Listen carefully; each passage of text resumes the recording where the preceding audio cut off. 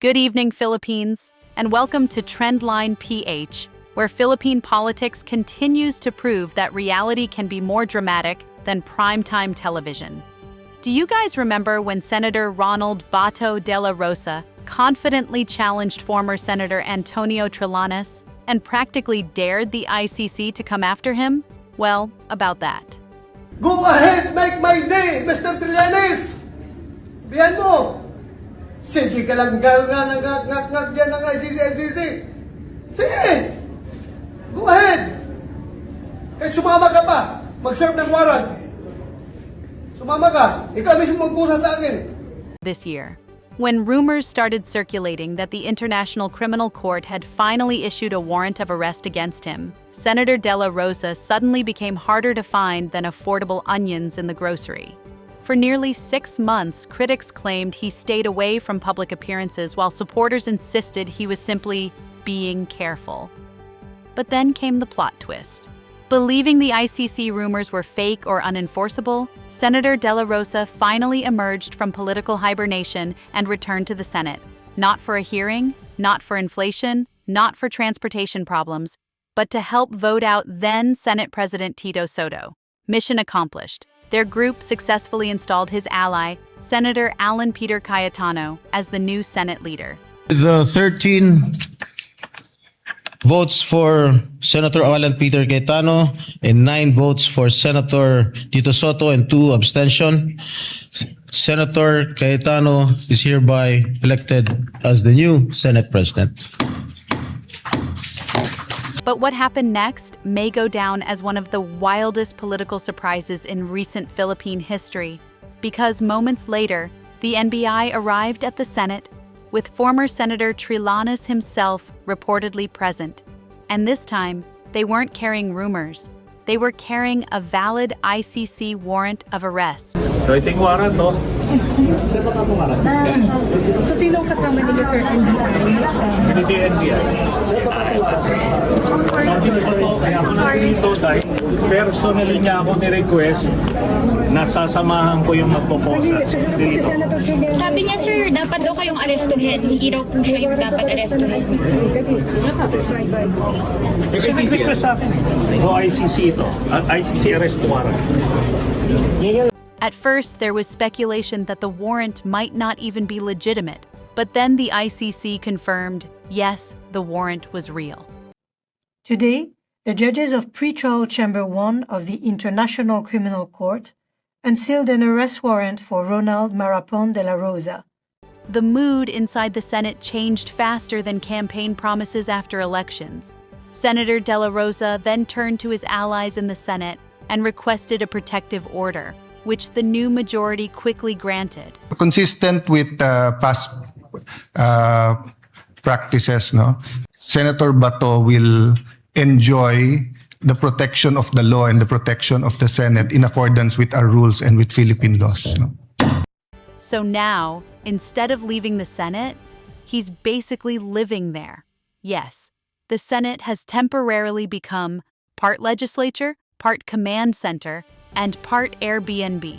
Meanwhile, Senator Dela Rosa is hoping the Supreme Court will issue a temporary restraining order or TRO to stop the arrest.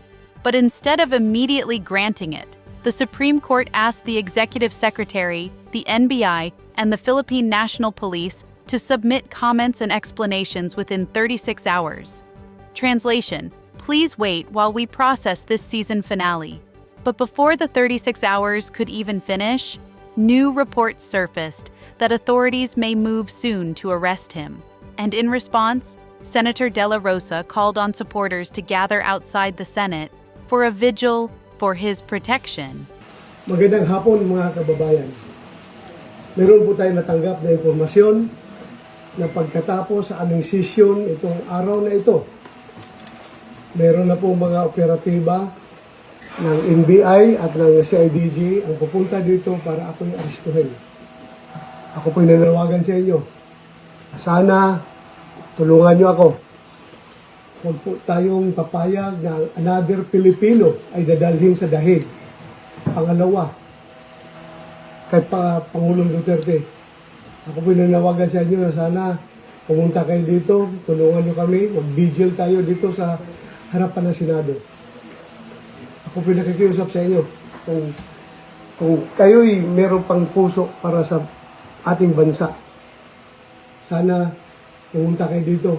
And because Philippine politics apparently now comes with a soundtrack, he begged support from his Philippine National Police Academy brothers by singing to them. Yes, singing.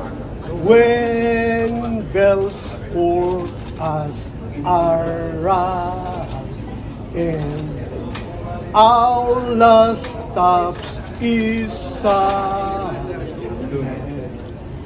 generation see our country free. Only to righteous way, those solid ranks of gray, thy virtues to display. Academy, oh hail to thee. This story has everything: political betrayal, international warrants, Senate drama, running scenes, protective custody, vigils, and musical numbers. Even Netflix executives are probably saying, "Okay, calm down, Philippines." Now the big question remains: where does this story go from here? Will the Supreme Court intervene? Will authorities finally make the arrest? Will the Senate continue shielding him? And how much deeper will this political crisis go? The next few days may become some of the most historic and unpredictable in modern Philippine politics. This is Trendline PH.